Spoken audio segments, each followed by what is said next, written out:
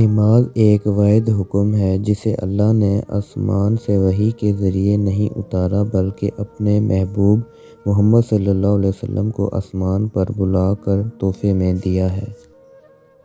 میں انسان ہوں، نہیں سمجھ سکتا تیری مصلحت، تو میرا رب ہے، میری مشکلیں آسان کر دے۔ آنسوؤں کا وزن تو نہیں ہوتا، پھر بھی ان کے گر جانے سے دل ہلکا ضرور ہو جاتا ہے۔ رب کو راضی کرنے کے لیے وظیفہ نہیں بلکہ نیک و صالح عمل اور اس کی بندگی کیجیے۔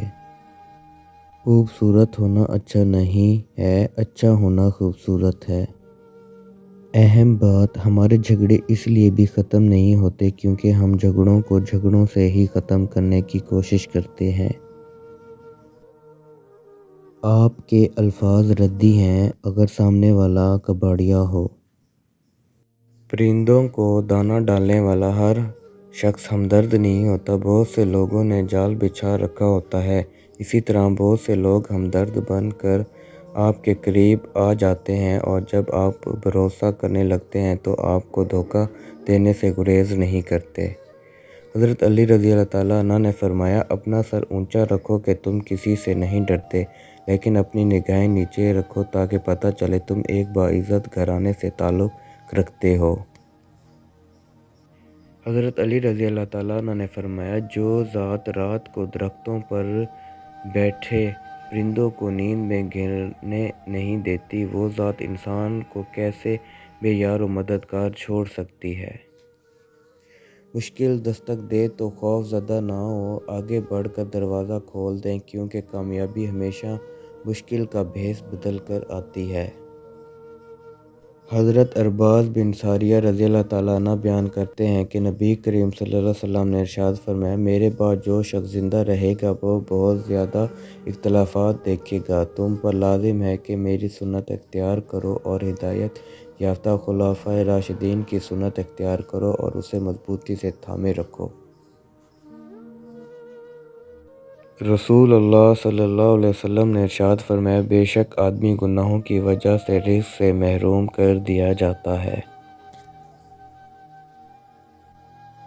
نماز اشراق کی فضیلت۔ رسول اللہ صلی اللہ علیہ وسلم نے فرمایا، جس نے نماز فجر جماعت سے پڑھی پھر بیٹھ کر اللہ کا ذکر کرتا رہا یہاں تک کہ سورج نکل گیا، پھر اس نے 2 رکعتیں پڑھیں تو اسے ایک حج اور ایک عمرے کا ثواب ملے گا۔ توبہ کا آنسو بھی کمال کا آنسو ہوتا ہے، گرتا یہ باہر ہے اور صفائی اندر کی کر دیتا ہے۔ دنیا کی سب سے سستی چیز مشورہ ہے، ایک سے مانگو تو 1000 دیتے ہیں۔ دنیا کی سب سے مہنگی چیز مدد ہے، ہزاروں سے مانگو تو کوئی ایک دیتا ہے۔ ہر دفعہ آپ کو اپنا غم بانٹنے کے لیے کندھا میسر نہیں ہوتا، لیکن سجدہ کرنے کے لیے زمین ہر وقت میسر ہے۔ وہ آپ اپنا دکھ اپنے رب کریم سے ہر وقت بانٹ سکتے ہیں، یہ سہارا سب سہاروں سے بڑا سہارا ہے۔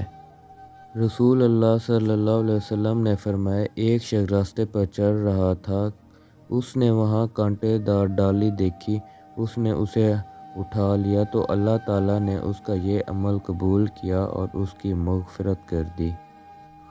مخلص شخص کو ہمیشہ بے وقوف سمجھا جاتا ہے، حالانکہ ایسا نہیں ہوتا، وہ سب سمجھتا اور جانتا ہے، بس وہ اپنے صبر کی وجہ سے لوگوں کی گھٹیا حرکات کو نظر انداز کر دیتا ہے۔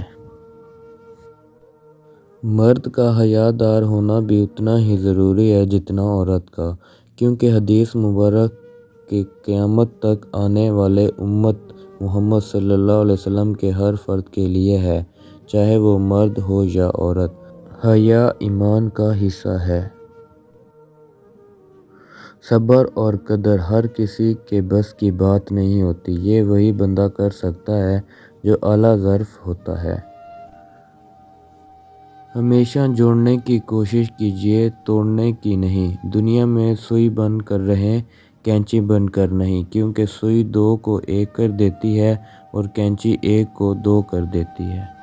حضرت عمر رضی اللہ تعالیٰ عنہ نے نبی کریم صلی اللہ علیہ وسلم سے اپنی ایک نظر کے متعلق پوچھا جو انہوں نے زمانہ جاہلیت میں اعتکاف کی مانی تھی، اور ان حضور صلی اللہ علیہ وسلم نے انہیں اسے پوری کرنے کا حکم دیا۔